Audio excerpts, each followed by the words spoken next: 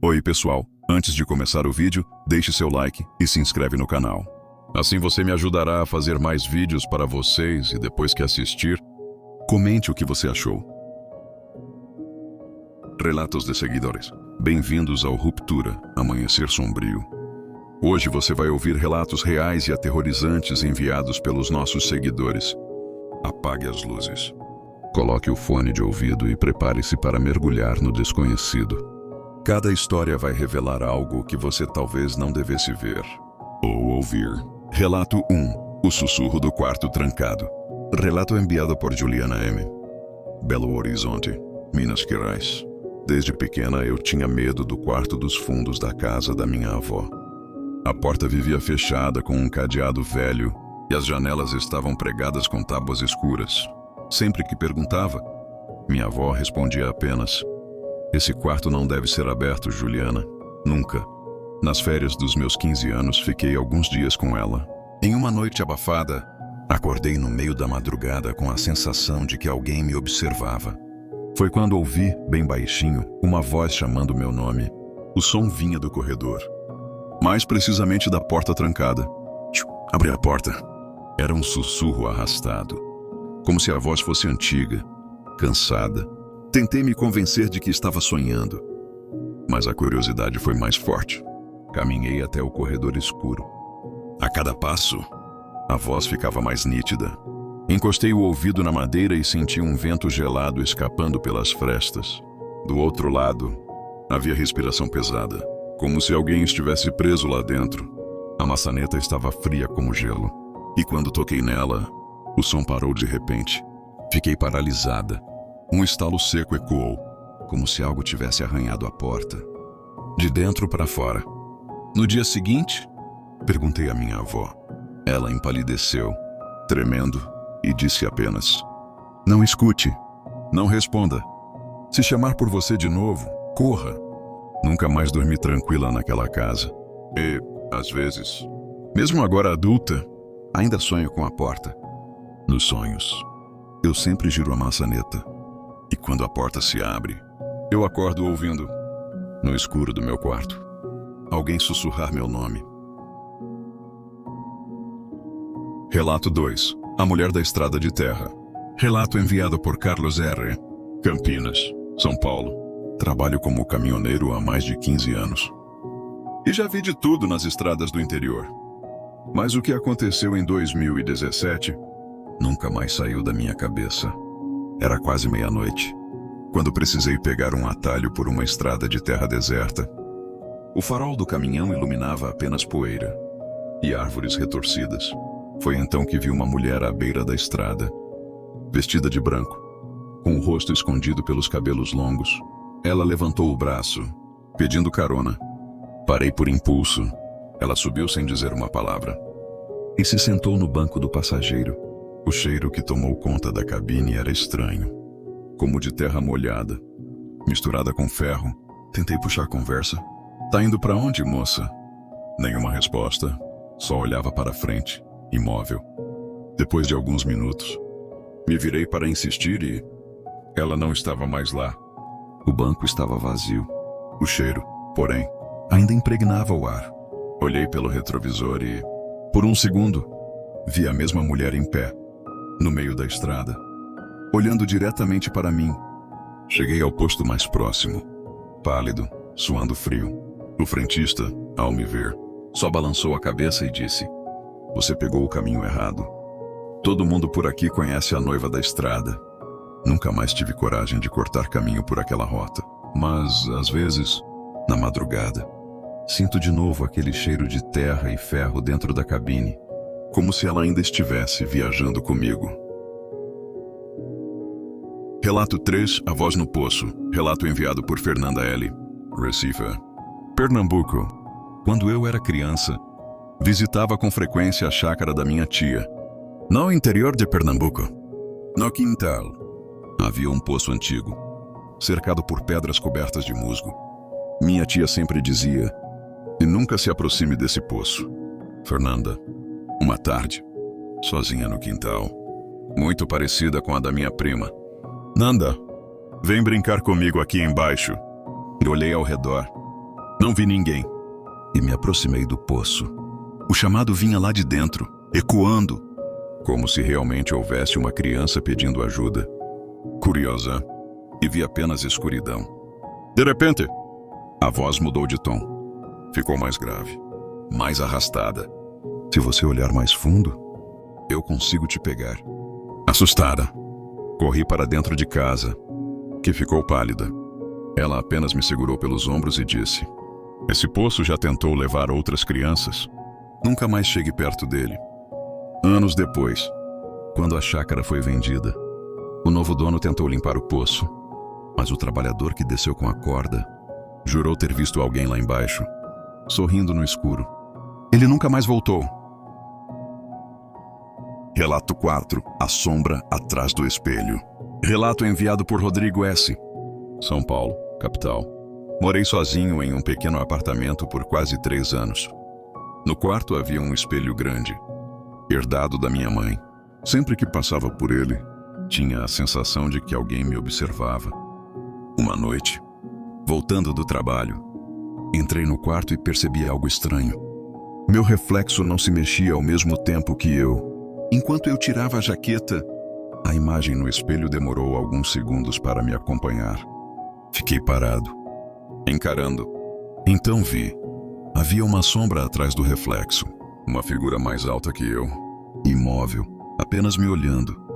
Apavorado, cobri o espelho com um lençol e tentei dormir na sala. Mas já às 3 da manhã, ouvi um barulho metálico vindo do quarto.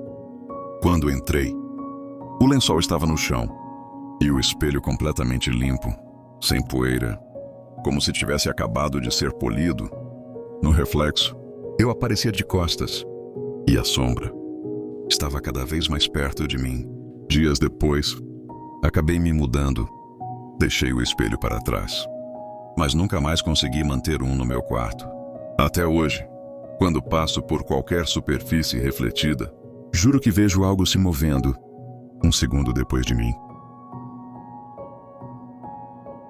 Relato 5. O homem sem rosto no ônibus. Relato enviado por Larissa T. Porto Alegre, Rio Grande do Sul. Era quase meia-noite quando peguei o último ônibus para casa. Depois de um turno cansativo no trabalho, o veículo estava praticamente vazio. Só havia um homem sentado no fundo. Sentei perto da porta, mas não conseguia deixar de olhar para ele. Algo parecia errado. A cada curva, a luz piscava e iluminava seu rosto. Ou melhor, onde o rosto deveria estar. Não havia olhos, boca, nariz. Apenas uma superfície lisa, pálida, como uma máscara de cera. Tentei me convencer de que era cansaço, até que ouvi passos se aproximando pelo corredor. Olhei pelo reflexo da janela e vi o homem em pé, cada vez mais perto. Apesar de não ter feito nenhum som ao levantar, apertei o botão de parada e desci correndo no primeiro ponto. Quando olhei para trás, o ônibus já estava se afastando.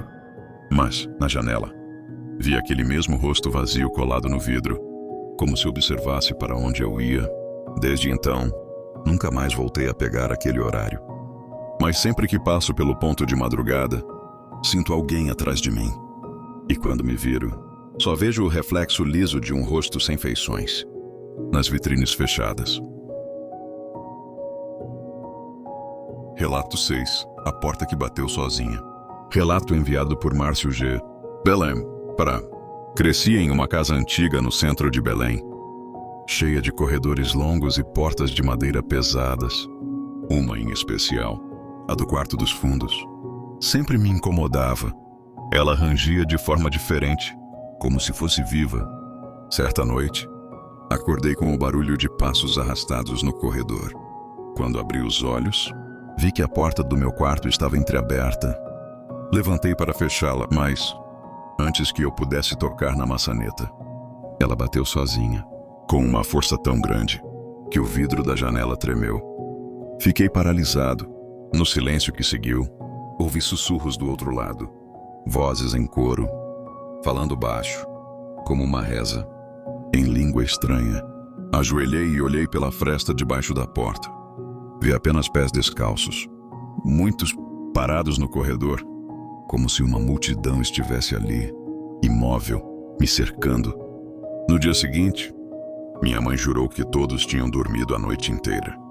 Mas até hoje, sempre que uma porta bate sozinha perto de mim, sinto aquele arrepio, como se as mesmas vozes ainda esperassem do outro lado, esperando a próxima fresta se abrir. Relato 7. O visitante do hospital abandonado. Relato enviado por Renato P., Curitiba, Paraná. Sempre gostei de explorar lugares abandonados, e o hospital desativado da minha cidade era o mais famoso. Fui com 2 amigos, em uma noite chuvosa, levando apenas lanternas. E coragem! O prédio cheirava a ferrugem e mofo.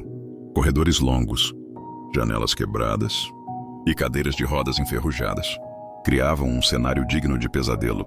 Enquanto explorávamos, ouvimos passos vindo de uma das alas. Pensamos que fosse outro grupo de curiosos, mas quando viramos a esquina, vimos um homem alto, vestindo um jaleco branco, sujo de sangue seco. Ele estava parado no escuro, sem se mexer, apenas nos observando. Gritei: "Quem tá aí?" Mas ele não respondeu. Só ergueu o braço lentamente e apontou para uma porta de enfermaria.